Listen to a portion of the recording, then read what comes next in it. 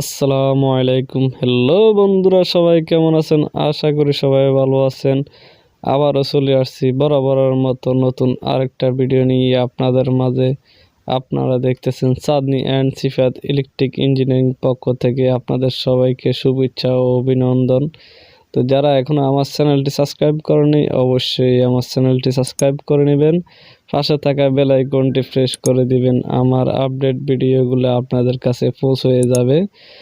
তো একটা লাইক, অবশ্যই একটা শেয়ার করে দিবেন। আপনার একটা শেয়ারে অনেকে শিক্ষামূলক একটা ভিডিও দেখতে পারবে।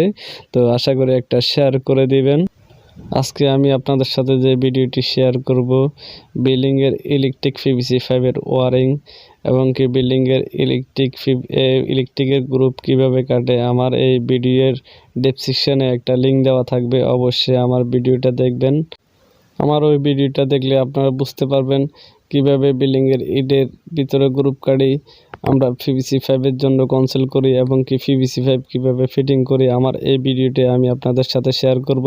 তো যাই হোক, আমরা চলে যাই ইলেকট্রিকের একটা ড্রয়িংয়ে। আমি এখন যে ফ্ল্যাটটার কাজ করছি ওই ফ্ল্যাটের একটা ড্রয়িং আমি আপনাদের সাথে শেয়ার করব।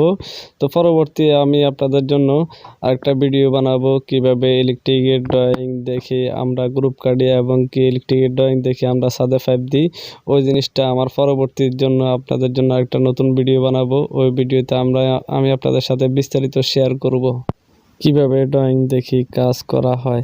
এখন আপনারা যে ড্রয়িংটা দেখতেছেন এটা আমি এই ফ্লোরের ড্রয়িং। তো দেখেন এখানে একটা হালকা একটু হলুদ কালার রং দিয়ে এখানে দাগ দেওয়া আছে, এগুলো ডেকোরেশন হবে। তো আমার এই যে রুমটাতে এখন আমি আছি এটা আমার মাস্টার বেডরুম। আর এই যে দেখেন একটা ফ্যানুক দেখা যাচ্ছে, এগুলো আমরা ফ্যান বক্স ব্যবহার করি না, ফ্যানুক ব্যবহার করছি, কারণ মালিক এবং কি ইঞ্জিনিয়ার যে ব্যবস্থা আছে ওইভাবে আমরা করছি। আর সিলিংয়ে আমার 4টা স্পটলাইট আছে বারান্দার পাশে। আর আমার অপোজিটে যে সুইচ বোর্ডটা দেখা যাচ্ছে এটা আমরা বারান্দার জন্য সুইচ বোর্ড হিসাবে নামাইছি। আর এই পাশে যেখানে আমার 3টা পাইপ দেখতেছেন এখানে আমার একটা পাওয়ার লাইন নামছে আর একটা মেইন সুইচ বোর্ড নামছে। এখানে আমার যে বেড থাকবে বেডের দুই পাশে 2টা সুইচ বোর্ড, আমার বেডের ডাইন পাশে একটা সুইচ বোর্ড থাকবে, বাম পাশে একটা সুইচ বোর্ড এবং কি পাওয়ার পয়েন্ট থাকবে। এখানে একটা টেলিফোনের লাইন থাকবে বেডের পাশে। আর উপরে যে আমার 3 ইঞ্চি একটা পিভিসি পাইপ দেখতেছেন স্যানিটারি, ওটা আমার এসির আউটলাইনের জন্য। এখানে এসির একটা লাইন আছে। এখানে যে পাইপটা দেখতেছেন এটা হচ্ছে আমার বেডের ডান পাশে যে সুইচ বোর্ডটা ওটা। এগুলো হচ্ছে যাই বেড থেকে 2 ফিট উপরে, মানে আপনার খাটের দুই পাশে যে 2টা বক্স থাকে এই বক্সের উপরে থাকবে। সুপাইসের যে ডিজাইনের কিছু রাখে যে বক্সগুলো উপরে, ওই বক্সের উপরে এখানে হলো যে বাথরুমের সুইচ বোর্ড এটা। তো বাথরুমের সুইচ বোর্ডটা আমরা আলাদা করি আর পিভিসি পাইপ গ্রুপ কাটে নেই এখান থেকে দিয়ে দিছি। আর আমার এখানে যতগুলো পাইপ আছে সবগুলো 1 ইঞ্চি ব্যবহার করা হয়েছে, কারণ এখানে হয়তো অনেকগুলো তার নামতে পারে, এই কারণে আমরা সবগুলোই 1 ইঞ্চি পাইপ ব্যবহার করছি। কারণ 3-4 পাইপ দিলে অনেক সময় তার টানতে অনেক কষ্ট হয়ে যায়, এই কারণে 3-4 পাইপ ব্যবহার করে নেই, 1 ইঞ্চি পিভিসি পাইপে ব্যবহার করছি। এখানে দেখেন আমার মাস্টার বেডরুমের দরজার উপরে, দরজার সকেটের উপরে একটা বক্স হবে, ওই বক্সের নিচে 2টা স্পটলাইট দেখাচ্ছে। এই কারণে একটা লাইট ফ্যান থেকে আমি সকেটের উপরে পিভিসি পাইপ মিলে দিছি। আর এটা হচ্ছে যে আমার ডাইনিং রুমের যে বেসিংটা ব্যবহার করবে, এই বেসিংয়ের দুই পাশে 2টা পাওয়ার পয়েন্ট আছে। ওই পাওয়ার পয়েন্ট এখানে আমি গ্রুপ কার্ড রেখেছি, এখনও পিভিসি পাইপ ব্যবহার করি নাই। আর অপোজিটে ফ্লোরের জন্য একটা পাওয়ার পয়েন্ট ব্যবহার করা হয়েছে, তো এখানে একটা পাওয়ার পয়েন্ট দিছি। আর বেসিংয়ের উপরে 2টা লাইট ব্যবহার করছে, ওই 2টা লাইট আমরা ব্যবহার করব। আর এখানে দেখেন আমি যে একটা 4 ফিট পর্যন্ত গ্রুপ কার্ড রেখেছি, ওটা ইন্টারকমের জন্য।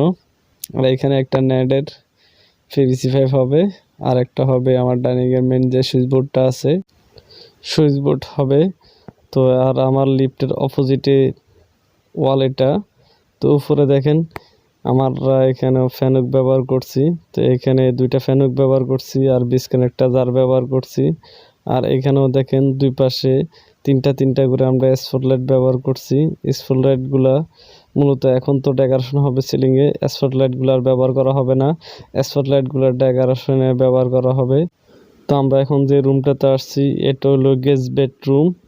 তো গেস্ট বেডে দেখেন একটা সুইচ বোর্ড আছে 4 ফিট উপরে, এবং কি বেডের বাম পাশে একটা সুইচ বোর্ড ব্যবহার করা হয়েছে। এখানে ফ্যানের রেগুলেটরটা এখানে থাকবে, আর একটা লাইটের সুইচ থাকবে, একটা টুপিন থাকবে মোবাইল চার্জ দেওয়ার জন্য। আর গেস বেডের উপরে থাকবে আপনার এসিটা থাকবে। এসির জন্য আমরা 3 ইঞ্চি পাইপ অলরেডি একটা কেটে দিয়েছি, যাতে আউটলাইন পাইপগুলো নিয়ে নিতে সুবিধা হয়, পরবর্তীতে আর ওয়ালগুলো ভাঙতে হবে না। এটা একবারে ভাঙা ক্লিয়ার হয়ে গেছে। আর এখানে দেখেন একটা পাওয়ার পয়েন্ট নামাইছি। পাওয়ার পয়েন্টগুলো এখানে হয়তো মোবাইল টোবাইল হতে কিংবা ইত্যাদি যে কোনো কিছু ব্যবহার করতে পারবে। তো একটা রুমে যদি পাওয়ার পয়েন্ট বেশি থাকে আপনার অনেক সুবিধা থাকে, যদি পাওয়ার পয়েন্ট কম থাকে বেশিরভাগই আমরা দেখি যে মাল্টিপ্লাগের তার দিয়ে অনেক দূর পর্যন্ত তারগুলা টেনে নিতে হয়, হয়তো হাঁটাচলা করার সময় পায়ে বাজে যায়। এই কারণে তার কারণে যায় পাওয়ার পয়েন্টগুলো বাড়তি রাখা ভালো। কারণ পাওয়ার পয়েন্ট যদি আপনি এখন একটু বাড়তি রাখেন, পরবর্তীতে আপনার সমস্যা হয় না। আর না হলে দেখা গেছে আস্তরও ক্লিয়ার, রঙও ক্লিয়ার, আপনার ইচ্ছে করলেও একটা পাওয়ার পয়েন্ট আনা সম্ভব না, কারণ আবার অনেক ভাঙাচুরার ব্যাপার স্যাপার আছে। তো আমরা এখন সেকেন্ড বেডরুমে চলে যাচ্ছি। সেকেন্ড বেডে কীভাবে আমরা পিভিসি পাইপ ফিটিং করছি ওই জিনিসটা আমি আপনাদেরকে দেখাবো। দেখেন সেকেন্ড বেডরুমের 4 ফিট উপরে আমাদের একটা সুইচ বোর্ড ব্যবহার করা হয়েছে, ওটা মেন সুইচ বোর্ড। বাথরুমের কারণে যায় সুইচ বোর্ডটা একটু বাথরুম থেকে দূরে। এখানে বাথরুমের উপরে গলির উপরে একটা স্পটলাইট আছে, এটা ঢোকার সময় সুইচ দেওয়া হবে। তো যাই হোক, ওটা আমি আপনাদেরকে দেখাইতেছি। এখান থেকে যে আমার বাম দিকে একটা পাইপ গেছে, ওটা বাথরুমের সুইচ। তো আমাদের এখানে দুইটা আমরা এসডিবি ব্যবহার করছি। এটা 2 নম্বর এসডিবির নিচে যে পাইপটা দেখতেছেন এটা আইপিএস জন্য পাওয়ার পয়েন্ট রাখছি। যদি এখানে জেনারেটর ব্যবহার না করে তাহলে আইপিএস ব্যবহার করতে পারবে। আর এটা হচ্ছে একটা লিভিং রুম বলতে অনেক কিছুই বোঝা যায়। তো এই লিভিং রুমটা মূলত এখানে একটা ছোট একটা টেবিল থাকবে, এই কারণে এটা লিভিং রুম হিসেবে ব্যবহার করা হবে। এটার দুই পাশে দুইটা পাওয়ার পয়েন্ট আছে, একটা সুইচ বোর্ড আছে এবং কি 3টা লাইট পয়েন্ট, একটা ফ্যান পয়েন্টও সিলিংয়ে দেওয়া আছে। তো এটার লিভিং রুমটার সুইচ বোর্ডটা হচ্ছে যে আমাদের এখানে একটু অনেক লং জায়গায় ঘুরে আসছে। আপনারা দেখে বুঝতেছেন পাইপটা 2টা ব্যান্ড খাইছে। 2টা ব্যান্ড ব্যবহার করার পরে এখানে আমরা সুইচ বোর্ডটা ব্যবহার করছি। তো এখন আমরা যে রুমে যাব এটা হচ্ছে যে আমার 4 নম্বর বেডরুম। এই 4 নম্বর বেডরুমও সেম সিস্টেমে হবে। আমরা যে বেডগুলো ব্যবহার করব, মানে খাটগুলো ব্যবহার করব, খাটের দুই পাশে 2টা সুইচ বোর্ড আছে, সেম সিস্টেমে হবে। একটাতে হবে যাই একটা ফ্যান রেগুলেটর, একটা 2 পিন সকেট, আর একটা লাইটের সুইচ হবে।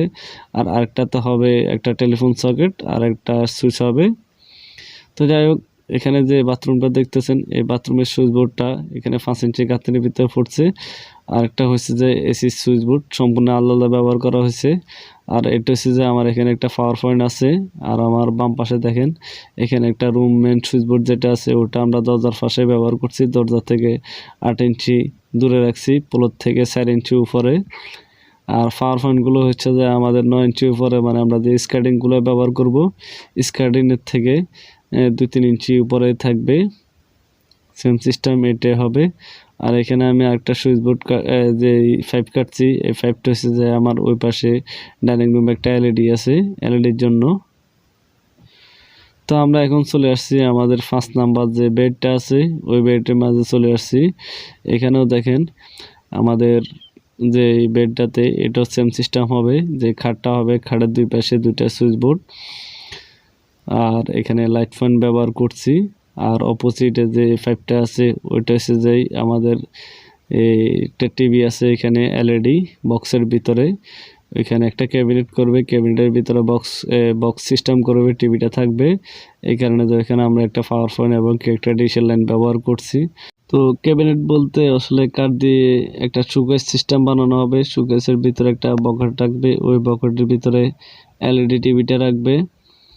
তো আমাদের একটা পুরোটাই ব্যালকনি, এখানে 2টা ব্যালকনি ব্যবহার করা হয়েছে, কারণ এই বেডটা অনেক বড় একটা বেডরুম, এই কারণে যাই। এখানে যে সুইচ বোর্ডটা ব্যবহার করা হয়েছে এটা ফ্লোর থেকে 4 ফিট উপরে, দরজার সকেট থেকে 7 ইঞ্চি দূরে।